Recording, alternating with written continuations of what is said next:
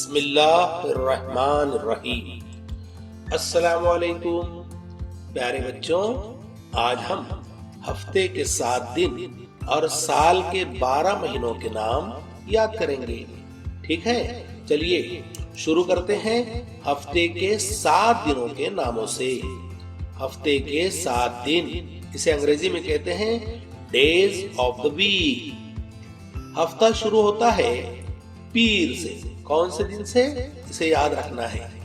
हमारे यहाँ उमूमन हफ्ता पीर से शुरू होता है। पीर इसे अंग्रेजी में कहते हैं मंडे और मराठी और हिंदी में कहा जाता है सोमवार। एक बार पढ़ें, पीर, मंडे, सोमवार। हफ्ते के 7 दिनों का पहला दिन था ये। दूसरा दिन होगा मंगल।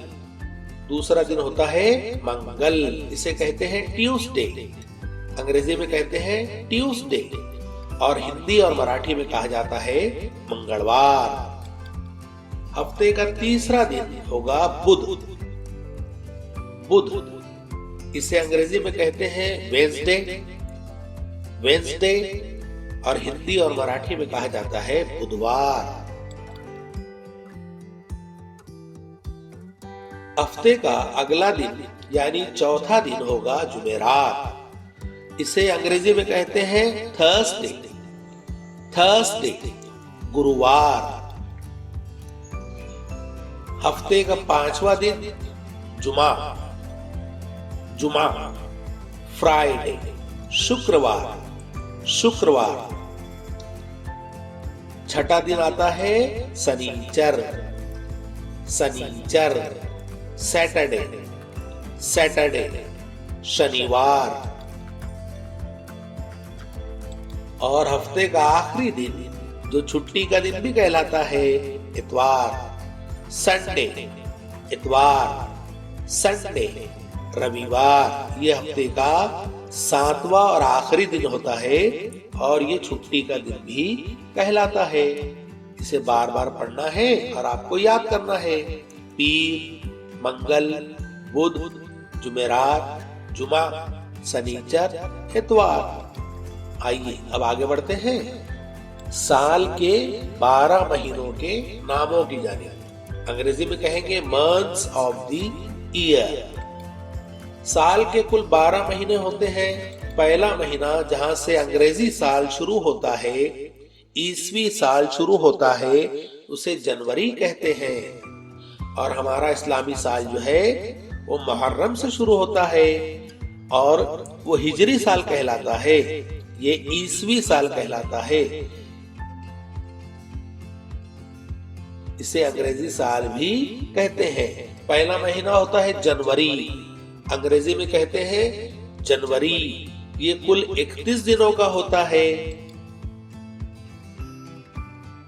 दूसरा महीना फरवरी। इसे अंग्रेजी में फेब्रुआरी लिखा जाता है और फेब्रुआरी पढ़ा भी जाता है। उर्दू में पढ़ते हैं फरवरी। ये 28 और 29 दिनों का होता है। 4 साल में एक मर्तबा ये महीना 29 दिन का होता है और मुसलसल 3 साल तक ये 28 दिन का होता है। जब ये महीना 29 दिन का होता है उसे लीप का साल या लीप ईयर कहते हैं। मार्च। अंग्रेजी में देखिए मार्च। ये भी 31 दिनों का। अप्रैल। अप्रैल अंग्रेजी में भी अप्रैल। ये 30 दिनों का होता है। आपको महीनों के साथ साथ दिनों की तादाद भी याद रखना है।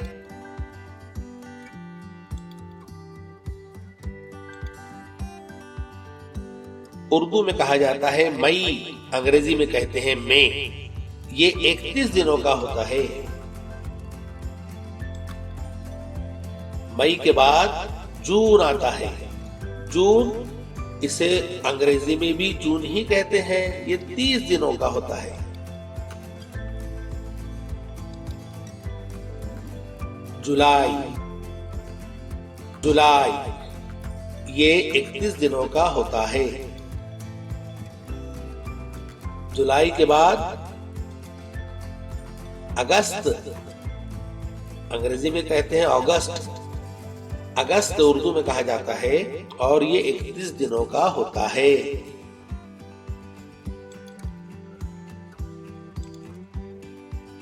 सितंबर, उर्दू में कहेंगे सितंबर, अंग्रेजी में इसे सितंबर कहते हैं और सितंबर ही लिखते हैं। 30 दिनों का ये महीना होता है।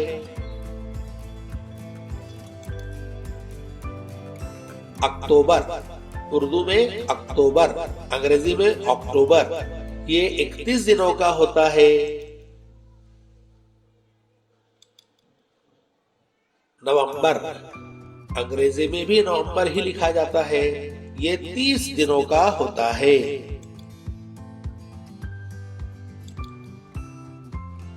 ये साल का आखिरी महीना यानी 12वां महीना दिसंबर है।